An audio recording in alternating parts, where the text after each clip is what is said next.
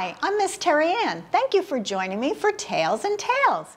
Today, we're going to read together the story, Honey, Honey Lion, a story from Africa by Jan Brett.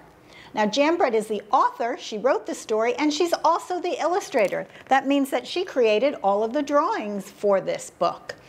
And one thing that I love about Jan Brett books is she always tells a story within a story through these little peephole drawings. And when she was in Africa, she wanted to know, how did news spread when they had no telephones? And they told her it's the bush telegraph. And that's the story she's telling within the story in her peephole drawings. So go to your library, take out this book so that you can enjoy the story within the story. Now let's get reading. Here are a wonderful display of all of the animals you can see living in Africa. In Africa, the honey guide and the honey badger are partners when it comes to honey. The little bird follows a bee to its hive, and then she leads the honey badger there to break it open with his big, strong claws. Together, they share the sweetness, and that is the way it's always been. Very happy they are sharing their honey together. Maybe this day, Badger, who was hungrier than usual, maybe he forgot about Honey Guide, who showed him the way. Or could he have been thinking, my strong claws do all the hard work? Whatever the reason, that day, Badger would not share. Honey Guide does not look happy. Honey Guide scolded Badger as he waddled back to the jackalberry tree, his tummy almost touching the ground. She fussed and fumed as he tried to fit into his burrow. Finally, she cried out for all the animals to hear, "No fair! No fair!" Soon, all the guinea hens were broadcasting the news, "Honey Guide is in a major uproar!" But Badger didn't hear. He was sound asleep, smiling, snoring, and hiccuping from his big meal. Grumph!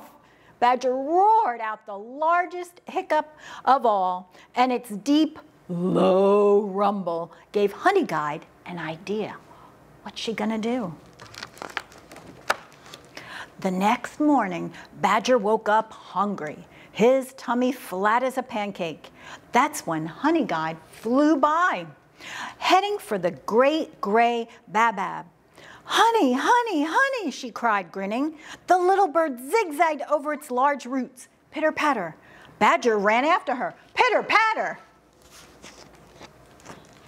Honey Guide flew low across the water hole. Splish, splash. Badger paddled after her. Splish, splash. Honey Guide glided to the top of a termite mound and bounced off one foot. Sprung! Badger scrambled to the top and bounced off. Sprung! Honey Guide landed on a hollow log. It echoed as she stomped along. Boom, boom. Badger hurried to catch up. Boom, boom. Next, Honey Guide flitted through a stand of papyrus. Tall, dry reeds waved back and forth. Clickety-click. Badger traipsed along muttering, "Where is that honey?" The papyrus rattled as he went by. Clickety-click. Honey Guide led him through a field of golden bristle grass. Swish, swish.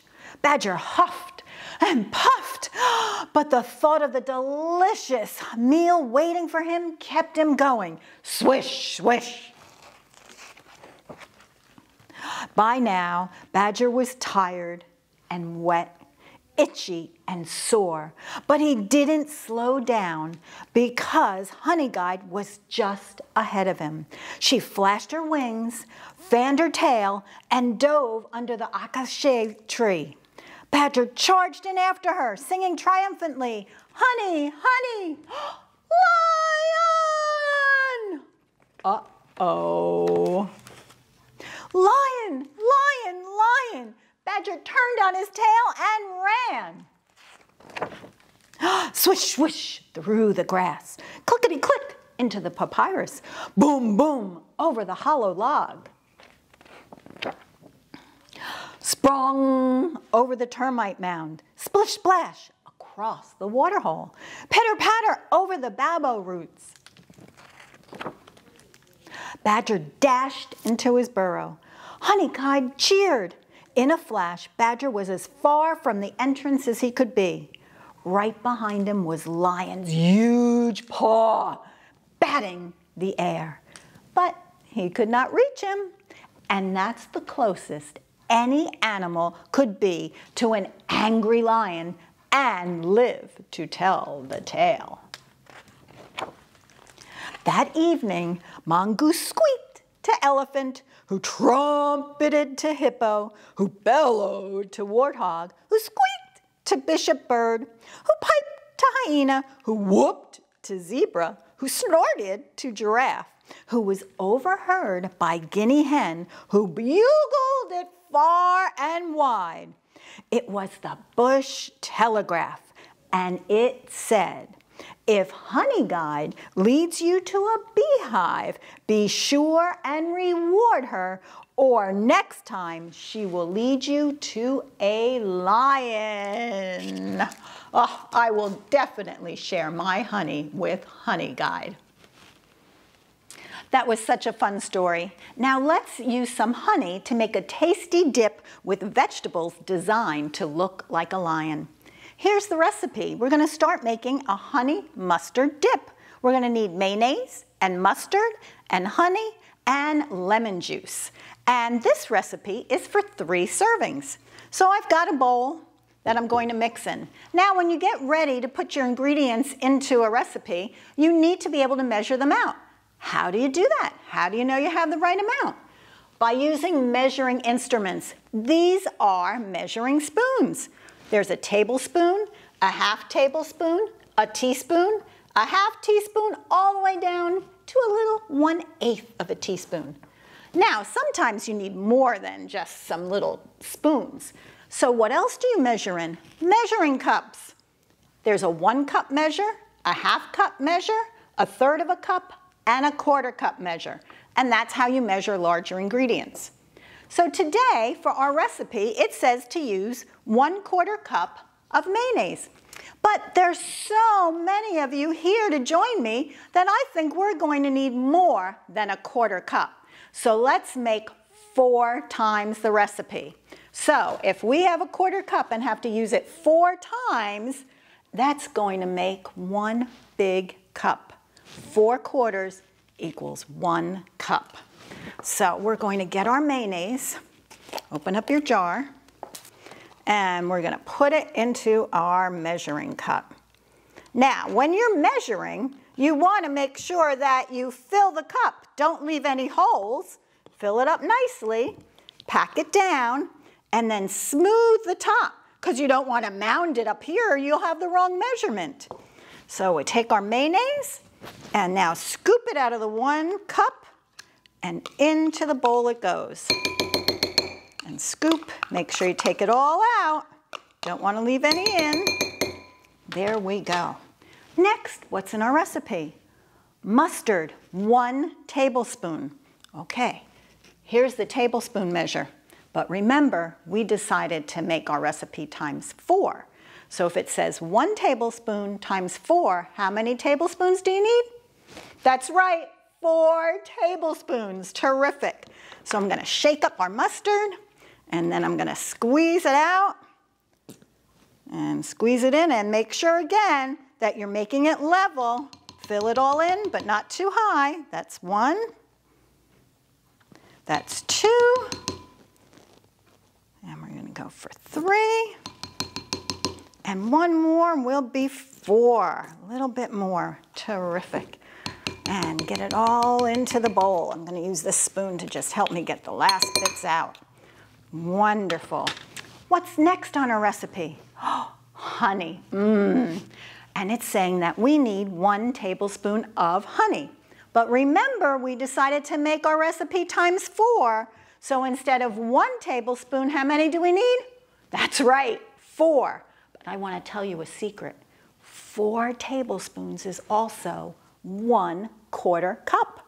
So instead of measuring it out 4 times, I can just do it once in a 1/4 cup measurement. So I'm going to take my honey and I'm going to squeeze it into the 1/4 cup. It's a little harder with honey. Sometimes it doesn't come out quite so easy. So I'll open the top, squeeze it in, and again, don't fill it up over the top, just let it reach the top so it's nice and level. Looks delicious. And let's get all of that into our bowl.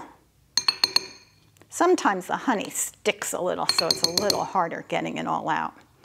There we go.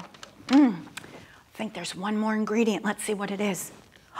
1/2 tablespoon of lemon juice. So here's the 1/2 tablespoon. And again, remember, we were making 4 times the amount. So 4 1/2 tablespoons is actually going to be 2 tablespoons. 2 1/2 equal 1. And another 2 1/2 is another 1. And 1 is 2. So here we have a lemon. Now, I'm using a whole lemon, and we're going to cut that. If you're doing this at home, have a grown-up help you with this. All right, and you can roll your lemon. Sometimes it gets a little more juice out. We're going to cut it in half very carefully, and then squeeze, squeeze, squeeze. And here we go.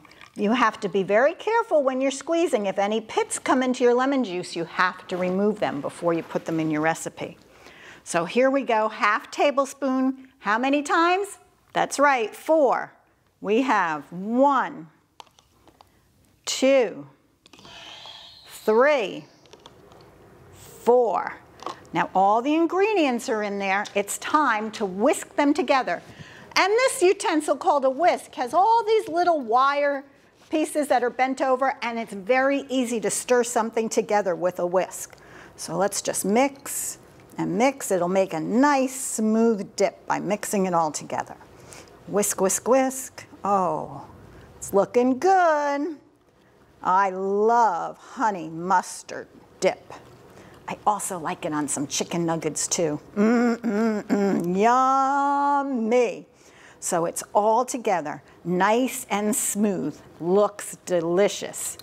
I'm gonna take it now and put it into this smaller container that I have on my platter and pour it in and pour it in and pour it in almost all the way to the top. Yummy. Now here comes the fun part, the lion head. I've taken my red pepper and my yellow peppers and I've sliced them.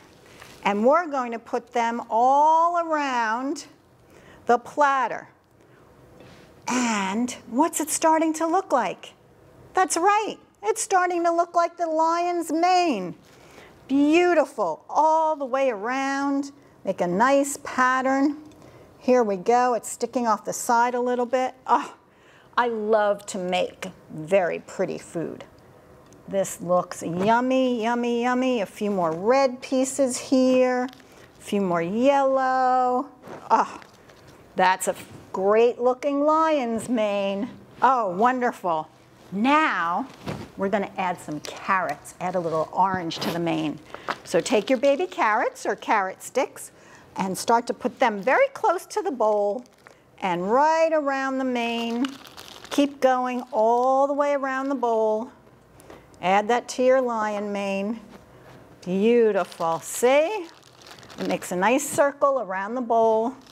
And it's really starting to look like a lion, isn't it? A little bit more. Here we go. A few more down here. Oh, the last one. That looks like a great lion's mane. Terrific. Now, if you want, you can add the finishing touches. Maybe some ears for our lions. I have some crackers, but you could use maybe some pieces of cheese, and these will be the lion's ears. And then, how about 2 eyes? I cut up the carrots for 2 little eyes for my lion, and we'll give him a little nose. And if you want, I used some pepper strips for a few little whiskers. Or you could maybe use some black olives. Okay, so here we go. We have a tasty and delicious snack fit for the king of the jungle. I'm gonna try it. Delish.